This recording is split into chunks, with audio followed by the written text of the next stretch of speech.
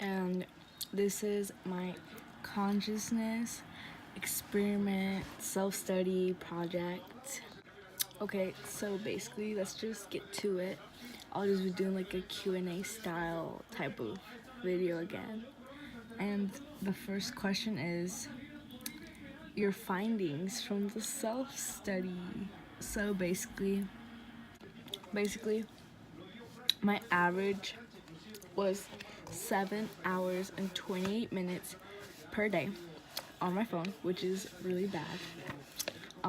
Out of 24 hours, yeah, it's pretty bad. That's like a third of my day. I don't know if I can do math, I'm sorry. But yeah, and I failed the 24-hour challenge. I only lasted 4 hours because I did online shopping. So yeah, I'm sorry. Obviously, cell phones are an addiction. I'm not saying that I don't have a problem. It's just, I don't know. I wanted a different outcome, but clearly I cannot control myself, like, at all. Jesus. Okay, so it says, discuss aspects of sleep and dreaming as they pertain to your life. Tie concepts from the reading into your discussion. Circadian rhythm. I didn't realize how messed up it could really get if, like, I just keep being alive during the night. Well, I'm alive all the time, but you know what I mean. Like, I like the fact that we have like a 24-hour daily clock going on, and if let's say I decide to stay up for like 24 hours, like, wow, like that's not good. You know, I need to have my set time for sleep, for eating, for doing stuff, and messing up your circadian rhythm could really like affect the way that you think, the way that you do certain things, obviously. And yeah, pretty much that's that. So next, it says elaborate from your analysis findings on the correlation between self and addiction and consciousness. Well, obviously, with consciousness, it it's about being aware of your surroundings. And if you're on your cell phone all the time, you can't be aware. Like, using me as an example. Like, let's say my mom tells me to do something, but I don't even listen because I'm on my phone.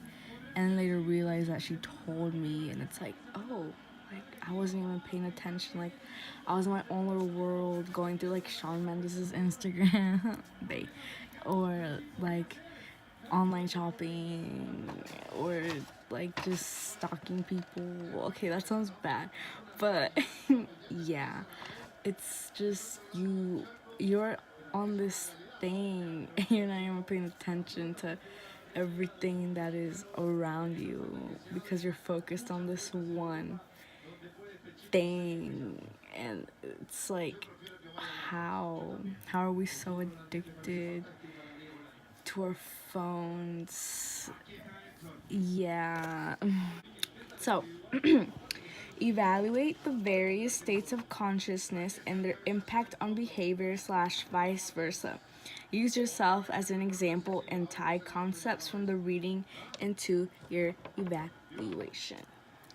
Okay, so I wrote some notes on this. So I'm just gonna talk about sleep and drugs and hypnosis, and yeah, I'm just gonna get into it.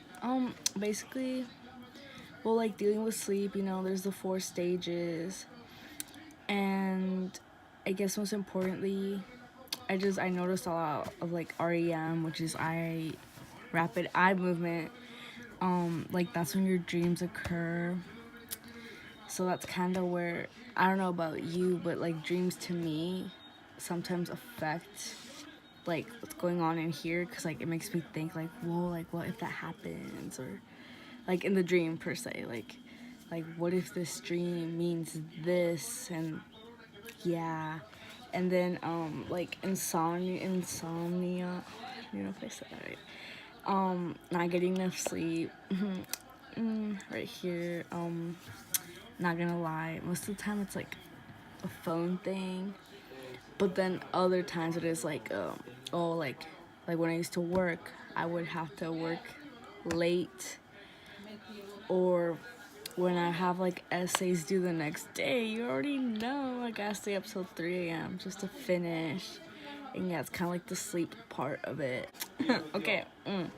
They like alter us. Like, I feel like when people are on like drugs or like, you know, drink, it's not really them at all. It's like a whole other person.